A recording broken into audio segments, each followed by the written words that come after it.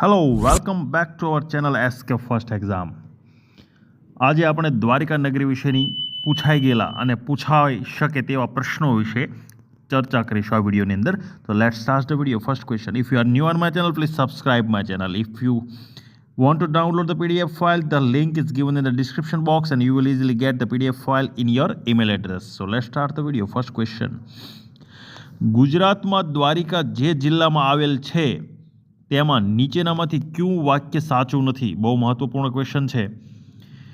દ્વારિકા હાલમાં દેવભૂમિ દ્વારિકા જિલ્લામાં છે. હા, રાઈટ છે, સાચું છે. કે દ્વારિકા વર્ષ 2013 પહેલાં જામનગર જિલ્લામાં આવેલ હતી. Yes, this is also right. કે દ્વારિકા વર્ષ 2013 પછી જામનગર જિલ્લામાં આવેલી હતી. બરાબર, તો આ ક્વેશ્ચન, આ જે વાક્ય છે ખોટું છે. 2013 બાદ એ દેવભૂમિ દ્વારકા જિલ્લાની અંદર છે. ઓકે, નેક્સ્ટ ક્વેશ્ચન, દ્વારિકામાં આવેલ દેવ વિશે નીચેનામાંથી કયું વાક્ય સાચું છે? ફર્સ્ટ ક્વેશ્ચન, કે ગદાધારી વિષ્ણુની પ્રતિમા આવેલી છે, તો ખોટું. ઓકે, એ ખોટું છે. બીજું, બ્રહ્માજીનું મંદિર આવેલું છે, ખોટું છે. બીજું વાક્ય પણ ખોટું છે. કે શ્રી કૃષ્ણ દ્વારકાધીશ તરીકે બિરાજમાન છે. ઓકે, તો ત્રીજું છે સી છે, રાઈટ છે. નેક્સ્ટ ક્વેશ્ચન, દ્વારકાધીશ મંદિર કેટલા માળનું છે? 7, 5, 9, 8. ઓકે, રાઈટ આન્સર ઇઝ 5 માળનું છે. નેક્સ્ટ ક્વેશ્ચન, દ્વારિકા મંદિરમાં કેટલા થાંભલાઓ છે? 108, 50, 60, 1. રાઈટ આન્સર ઇઝ 60 થાંભલાઓ આવેલા છે. નેક્સ્ટ ક્વેશ્ચન, દ્વારકાધીશના પ્રવેશદ્વાર વિશે નીચેનામાંથી કયું વાક્ય સાચું નથી? ઓકે, તો દ્વારકાધીશના મંદિરમાં સ્વર્ગદ્વારથી પ્રવેશ થાય છે. યસ, પહેલું વાક્ય છે એ સાચું છે.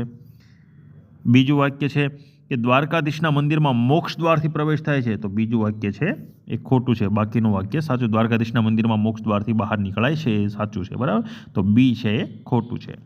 નેક્સ્ટ, 4 ધામો વિશેની માહિતીમાં નીચેનામાંથી કયું વાક્ય સાચું નથી? 4 ધામો તો પહેલું વાક્ય છે 4 ધામો પૈકીનું રામેશ્વરમ તમિલનાડુમાં આવેલું છે. બરાબર, રાઈટ છે, પહેલું છે એ સાચું છે. બીજું, 4 ધામો પૈકીનું દ્વારિકા ગુજરાતમાં આવેલ છે. યસ, આ પણ સાચું છે.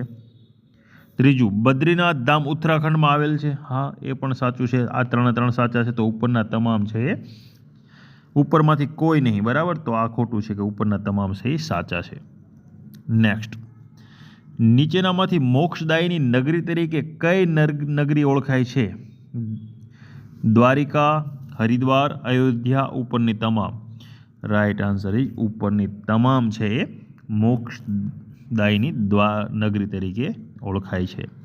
ઓકે, તો મોક્ષદાયીની નગરી કેટલી છે એ તમારે કમેન્ટ બોક્સની અંદર જણાવવાનું છે.